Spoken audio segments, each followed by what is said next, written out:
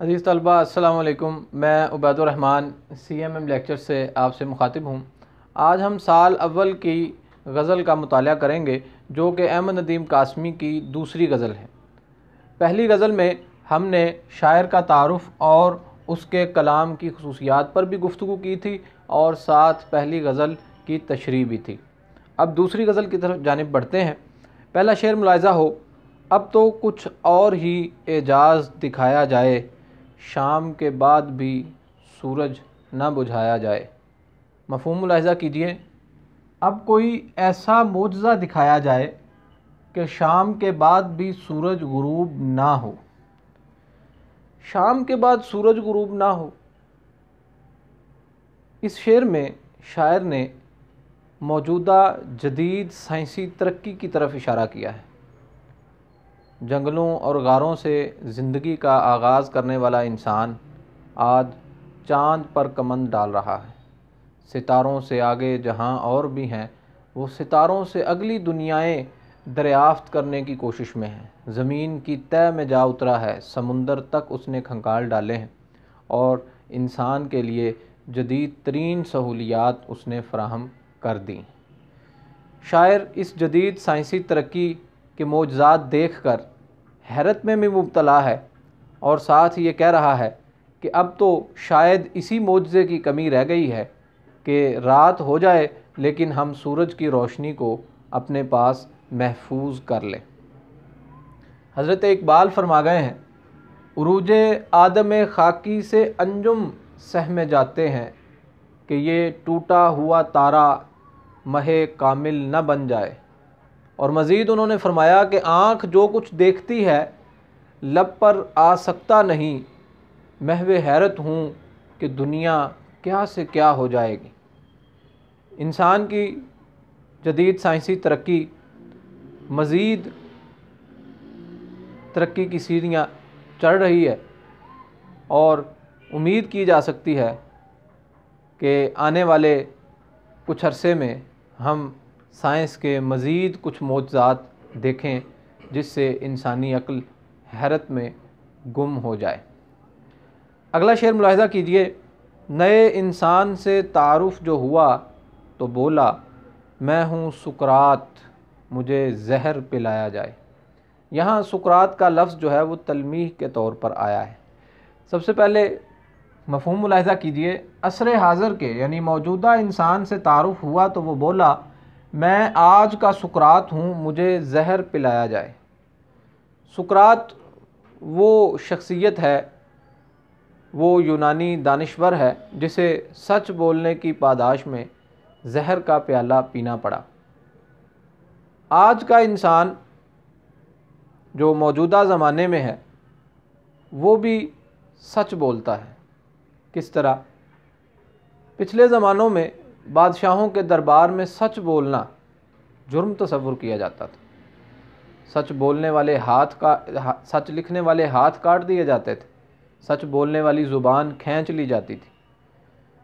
لیکن جدید سائنسی ترقی میں ذرائع ابلاغ نے جو ترقی کی ہے، اس شعر میں گویا اس کی طرف بھی اشارہ ہے کہ آج کے انسان کو آپ اپنا ما فی ضمیر بیان کرنے سے نہیں روک سکتے۔ وہ جس چیز کے بارے میں جو رائے رکھتا ہے وہ اسے بغیر کسی دشواری کے اور بغیر کسی ڈر کے بیان کرنے کی صلاحیت بھی رکھتا ہے۔ اکثر ہم دیکھتے ہیں کہ بعض اوقات مختلف ذرائع ابلاغ پر پابندی لگا دی جاتی ہے، لیکن لوگ اپنا حق اپنی آزادی اظہار رائے کو برقرار رکھنے کے لیے، اپنی رائے کے اظہار کے لیے نئے سے نیا ذریعہ اختیار کر لیتے ہیں، نیا طریقہ ڈھونڈ لیتے ہیں۔ اس لیے شاعر کہہ رہا ہے کہ آج کا انسان موجودہ زمانے کا سقراط ہے جسے آپ سچ بولنے سے اور اپنی رائے پیش کرنے سے کسی صورت نہیں روک سکتے۔ سچ برائی ہے تو سقراط سمجھ کر مجھ کو زہر کا جام پلا دیتے تو اچھا ہوتا۔ اپنے بھی خفا مجھ سے ہیں، بیگانے بھی ناخوش، میں زہر ہلاہل کو کبھی کہہ نہ سکا کند۔ تو سچا انسان جو ہے وہ معاشرے میں قدر و منزلت تو پاتا ہے لیکن اس کی مخالفت بھی ہوتی ہے۔ لیکن یہاں ان جدید ذرائع ابلاغ کی طرف اشارہ ہے جس نے آج کے موجودہ انسان کو اپنی رائے کے اظہار کے لیے مختلف ذرائع فراہم کر دیے ہیں۔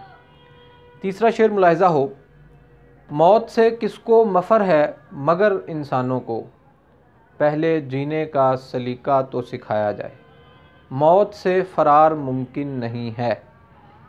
مفہوم ملاحظہ کیجئے، موت سے فرار ممکن نہیں لیکن پہلے انسان کو جینے کا سلیقہ سکھایا جائے۔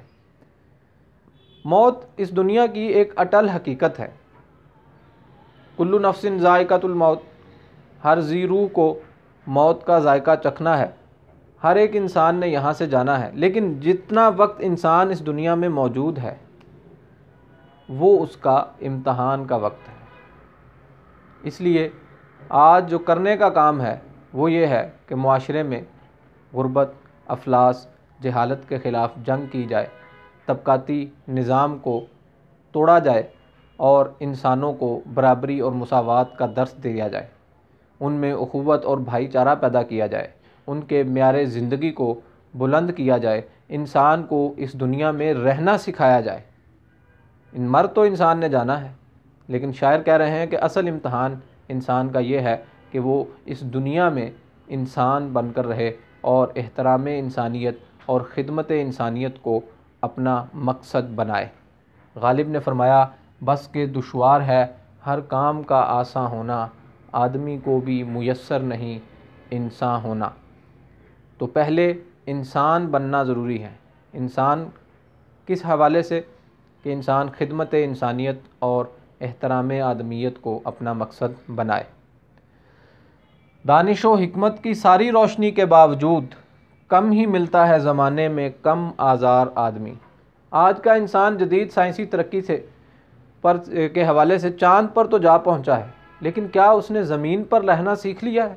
کیا اس نے احترام آدمیت اور خدمت انسانیت کو اپنا مقصد بنایا ہے؟ کیا اس نے انسان کے معیار زندگی کو بلند کیا ہے؟ کیا اس نے انسانوں کے لیے انسانی معاشرے میں غربت، افلاس اور جہالت کے خلاف جنگ کی ہے؟ کیا اس نے انسان کا معیار بلند کر لیا ہے؟ ایسا نہیں ہے۔ آج کے انسان کے پاس انفارمیشن بہت ہے لیکن علم نہیں ہے۔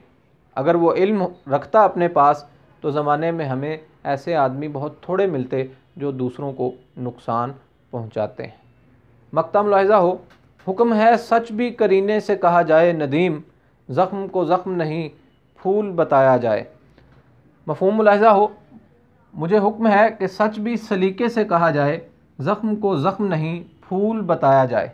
یہ حکمرانوں کی ایک سوچ کی طرف اشارہ کیا گیا ہے جو کبھی سچ سننا پسند نہیں کرتے، جبکہ نبی پاک صلی اللہ علیہ وسلم نے فرمایا کہ بہترین جہاد جابر سلطان کے سامنے کلمہ حق کہنا ہے۔ لیکن یہ جو ظالم بادشاہ ہوتے ہیں انہیں سچ سننے کی عادت نہیں ہوتی، یہ سچ سننا نہیں چاہتے، اس لیے شاعر نے ان پر طنز کیا ہے کہ وہ یہ کہتے ہیں کہ اچھا آپ ہماری جناب میں اگر سچ کہنا ہی چاہتے ہیں تو جناب سچ بھی سلیقے سے، نرمی سے کہا جائے کہ کہیں حضرت کے دل کو کہیں ٹھیس نہ پہنچ جائے۔ اس لیے شعر ملاحظہ ہو، سوچ رکھنا بھی جرائم میں ہے اب تو، وہی معصوم ہے ہر بات پہ جو صاد کرے۔ جو جناب ہر حکم پر جی حضوری کرے وہی ان کے نزدیک جو ہے وہ محترم ٹھہرتا ہے، اور جو زخم کو زخم بتاتا ہے وہ اسے کسی صورت برداشت نہیں کرتے، بلکہ وہ یہ چاہتے ہیں کہ زخم یعنی چوٹ یعنی کوئی دکھ جو ہے اسے بھی وہ پھول کی صورت میں پیش کریں۔ عزیز طلبہ، امید ہے آپ کو لیکچر پسند آیا ہوگا۔ ہمارا چینل لائک کیجئے، شیئر کیجئے اور سبسکرائب کیجئے۔ آپ کا بہت شکریہ۔ السلام علیکم۔